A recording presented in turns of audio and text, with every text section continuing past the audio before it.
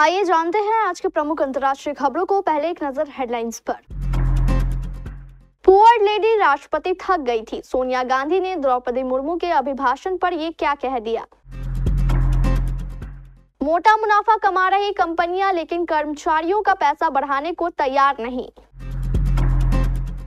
ममता कुलकर्णी विवाद, किन्नर अखाड़े की पहली महामंडलेश्वर अब पद से निष्कासित।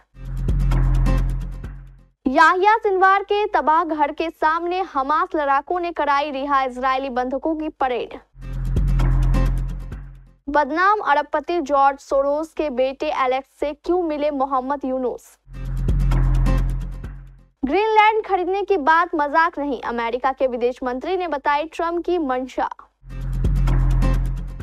इजरायल ने लेबनान सीरिया बॉर्डर पर की भारी बमबारी, हिजबुल्लाह के हथियारों की तस्करी के ठिकाने ध्वस्त। क्या आपके शहर में बदल गए पेट्रोल डीजल के दाम। पुष्पा 2 अल्लू अर्जुन के हवा में उड़ने और दांत काटने वाले एक्शन की हो रही है ट्रोलिंग। और विराट के आउट होते ही खाली होने लगा स्टेडियम, इंटरनेट पर वायरल हुई ऐसे मजेदार मीम्स।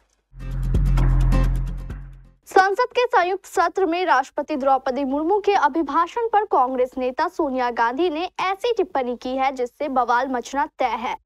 दरअसल संसद परिसर में जब पत्रकारों ने उनसे सवाल पूछा तो सोनिया गांधी ने राष्ट्रपति को पुअर लेडी यानी बेचारी महिला कह डाला। दरअसल राहुल गांधी और सोनिया गांधी आपस में ही बात कर रहे थे। राहुल ने अपनी मां से सवाल के दौरान राष्ट्रपति के अभिभाषण को बोरिंग बताया। उन्होंने कहा कि राष्ट्रपति पुरानी चीजों को ही रिपीट कर रही थी।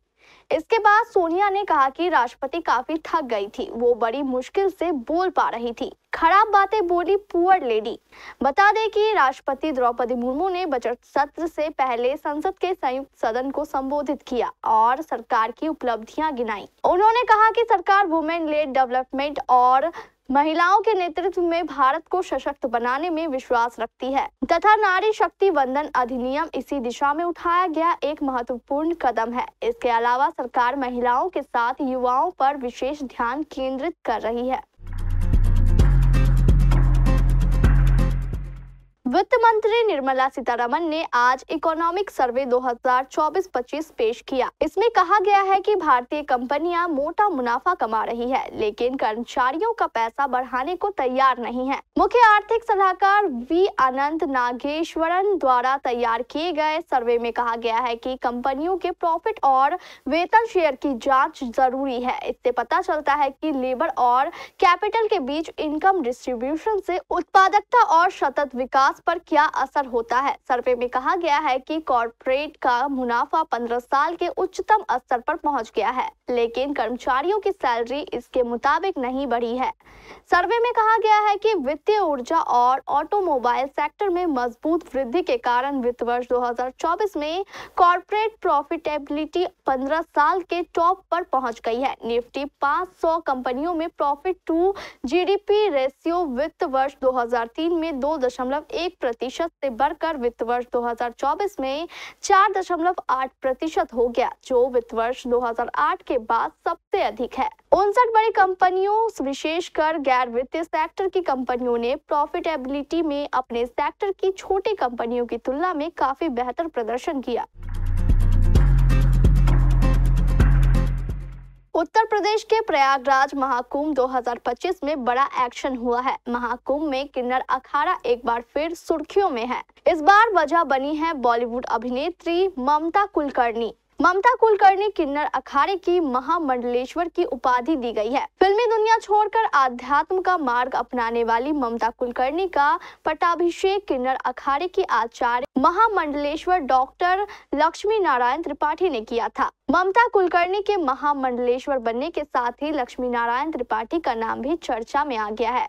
लक्ष्मी नारायण त्रिपाठी किन्नर अखाड़े की पहली महामंडलेश्वर है जिन्होंने समाज में ट्रांसजेंडर समुदाय के अधिकारों के लिए लंबी लड़ाई लड़ी है। किन्नर अखाड़ा के संस्थापक ऋषि अजय दास ने ममता कुलकर्णी के महामंडलेश्वर और डॉक्टर त्रिपाठी का आचार्य महामंडलेश्वर पद से हटा दिया। ऋषि अजय दास ने आचार्य महामंडलेश्वर लक्ष्मी नारायण त्रिपाठी को अखाड़े से निष्कासित करने का आदेश दिया। यह पूरा मामला असंवैधानिक ही नहीं बल्कि सनातन धर्म और देश हित को छोड़कर ममता कुलकर्णी जैसे देशद्रोह के मामले में लिप्त महिला फिल्मी ग्लैमर से जुड़ी हुई है। उसे बीजना किसी धार्मिक और अखाड़े की परंपरा को मानते हुए वैराग्य की दिशा के सीधे महामंडलेश्वर की उपाधि दे दी। फिलिस्तीनी चरमपंथी संगठन हमास ने 482 दिनों से गाजा पट्टी में कैद करके रखे गए 8 और बंधकों को गुरुवार 30 जनवरी को रिहा कर दिया।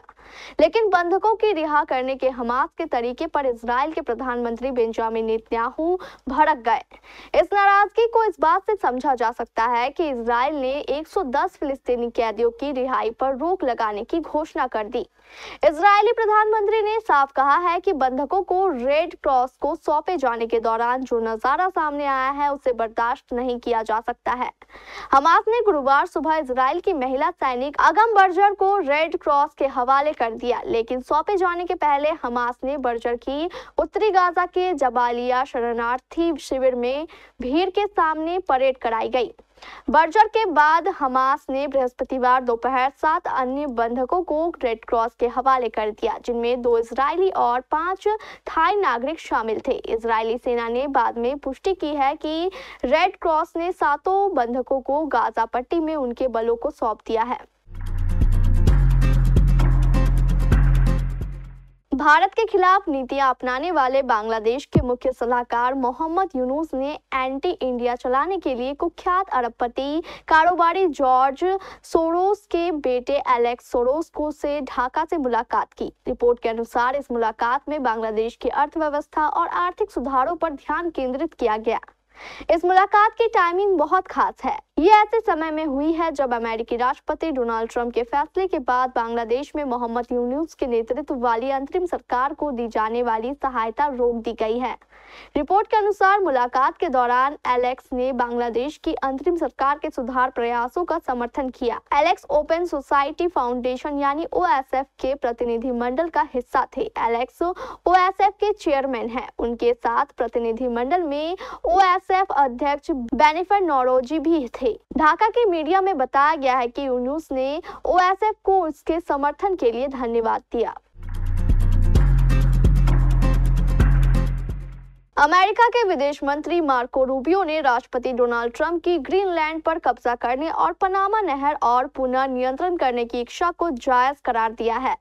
रूबियो ने इसे आर्कटिक व लैटिन अमेरिका में चीनी गतिविधि तथा प्रभाव के बारे में बढ़ती चिंताओं से उत्पन्न वैध राष्ट्रीय सुरक्षा हितों से प्रेरित बताया है। इससे सप्ताह के अंत में पनामा से शुरू होने वाली मध्य अमेरिका की यात्रा से पहले रूबियो ने कहा है कि वह यह पूर्वानुमान नहीं लगा सकते हैं कि ट्रंप अपने कार्यकाल के दौरान डेनमार्क से ग्रीनलैंड खरीदने में सफल होंगे या पनामा नहर पर अमेरिकी अधिकार बहाल करने में, लेकिन ऐसा करने की बात मजाक नहीं है। रूबियो ने कहा है कि ट्रंप द्वारा पनामा नहर और ग्रीनलैंड दोनों पर दिया जाने वाला ध्यान प्रभाव डालेगा। रूबियो ने कहा, मैं समझता हूं कि आप इस बात से निश्चित हो सकते हैं कि आज से 4 साल बाद आर्कटिक में हमारा हित अधिक सुरक्षित होगा, साथ ही पनामा नहर में भी हमारा हित ज्यादा सुरक्षित होगा। हमास के साथ भले ही युद्ध विराम हो चुका हो, लेकिन इजराइल अभी भी अपने दुश्मनों को बख्शने के मूड में नहीं है। इजरायली मीडिया रिपोर्ट के मुताबिक इजरायली एयरफोर्स ने पूर्वी लेबनान के जनता गांव में हिजबुल्लाह के ठिकानों पर भीषण बमबारी किए, जिसमें हथियारों की तस्करी के रास्ते और ठिकानों को निशाना बनाया गया। इजरायली सेना ने कहा कि इजरायली एयरफोर्स ने लेबनान सीरिया सीमा के पास स्थित गांव पर हमले किए हैं, जिनमें सीरिया लेबनानी सीमा के पार लेबनान में हथियारों की तस्करी करने के लिए इस्तेमाल किए जाने वाले आतंकी बुनियादी ढांचे को ध्वस्त कर दिया गया है। रिपोर्ट के मुताबिक इजराइल वायुसेना ने बेका घाटी में अतिरिक्त आतंकी ठिकानों पर हमला किया, जिसमें हथियार के विकास और निर्माण के लिए इस्तेमाल किए जाने वाले भूमिगत बुनियादी ढांचा वाले एक स्थल भी शामिल था। समाचार एजेंसी रॉयटर्स ने लेबनानी स्वास्थ्य मंत्रालय के हवाले से जानकारी दी है कि इजरायली हमले में कम से कम 2 लोग मारे गए हैं। राष्ट्रीय तेल कंपनियों द्वारा हर रोज पेट्रोल डीजल की कीमतें अपडेट की जाती है। आज यानी 31 जनवरी 2025 के लेटेस्ट अपडेट के मुताबिक पेट्रोल और डीजल की कीमतों में कोई भी फेरबदल देखने को नहीं मिला है। वहीं अंतर्राष्ट्रीय बाजार में कच्चे तेल की कीमतों में उतार चढ़ाव जारी है। इंटरनेशनल मार्केट में ब्रेंट क्रूड $77.32 प्रति बैरल है, जबकि WTI क्रूड $73.45 प्रति बैरल पर कारोबार कर रहा है। वहीं भारत की बात करें तो सरकारी तेल कंपनियों ने आज 31 जनवरी 2025 को भी सभी महानगरों में पेट्रोल और डीजल की कीमतें स्थिर रखी है। नई दिल्ली में आज पेट्रोल की कीमत 94.72 रुपए प्रति लीटर है। मुंबई में पेट्रोल की कीमत 104.21 रुपए है। कोलकाता में पेट्रोल की कीमत 103.94 रुपए प्रति लीटर है। वहीं चेन्नई में पेट्रोल की कीमत 100.75 रुपए प्रति लीटर है। अल्लू अर्जुन और रश्मिका मंदाना के फैंस को 30 जनवरी को सरप्राइज मिला। पुष्पा 2 द रूल सिनेमाघरों में रिलीज के 2 महीने बाद OTT पर आ गई। मूवी लवर्स को इस अचानक डिजिटल रिलीज की उम्मीद नहीं थी। कई लोगों ने इसका जमकर जश्न मनाया। जल्द ही सोशल मीडिया पर फिल्म को लेकर रिव्यूज की बाढ़ आ गई। कुछ ने पुष्पा 2 को एंटरटेनिंग कहा, जबकि कुछ ने अल्लू अर्जुन के एक्शन को देखकर सीधे फिजिक्स के लॉ पर सवाल उठाया। इंटरनेट पर एक्शन ड्रामा फिल्म के कई एक्शन सीन्स वायरल हो रहे हैं, जहां अल्लू अर्जुन उर्फ पुष्पा राज हवा में उड़ते हैं, अपने दुश्मनों से लड़ते हैं और सबको हिला कर रख देते हैं। अल्लू अर्जुन और गुंडों के बीच इस लड़ाई को जब सिनेमाघरों में सिल्वर स्क्रीन पर दिखाया गया तो सीटियों के साथ साथ खड़े होकर भी लोगों ने तारीफ की। हालांकि जब अब पुष्पा 2 OTT पर उपलब्ध है तो पुष्पा के एंटी ग्रेविटी फाइट सीन पर बहुत सारी बातें हो रही है। इसमें अल्लू अर्जुन के हाथ एक रस्सी से बंधे होते हैं, लेकिन वह बंधे हुए ही लात मारते हैं और दांत काट कर गुंडों से लड़ते हैं। एक वक्त पर तो उनके मुंह में दरांती वाला चाकू भी होता है। पुष्पा 2 को अब इस आर्टिफिशियल एक्शन सीक्वेंस के लिए बेरहमी से ट्रोल किया जा रहा है। विराट कोहली का जो ऑरा है उसे मैच कर पाना हर खिलाड़ी का सपना होता है। 30 जनवरी को घरेलू क्रिकेट मैच में जब कोहली दिल्ली की तरफ से मैदान पर फील्डिंग के लिए उतरे तो उन्हें देखने के लिए स्टेडियम में खचाखच भीड़ थी। जब से इस बात की घोषणा हुई थी कि कोहली रणजी ट्रॉफी में दिल्ली की तरफ से खेलने वाले हैं, तभी से अरुण जेटली स्टेडियम का पूरा माहौल ही बदल गया था। सोशल मीडिया पर भी हर तरफ क्रिकेट फैंस कोहली के ही चर्चा कर रहे थे। लेकिन जब 31 जनवरी को रेलवेज के गेंदबाज हिमांशु सागवान ने महज 6 रन के स्कोर पर कोहली का बोल्ड मारा तो मैच देखने आए कुछ लोग स्टेडियम से जाने लगे। लेकिन इन सब को देखते हुए इंटरनेट पर मीमर्स भी सक्रिय हो गए और जमकर मीम्स बना रहे हैं।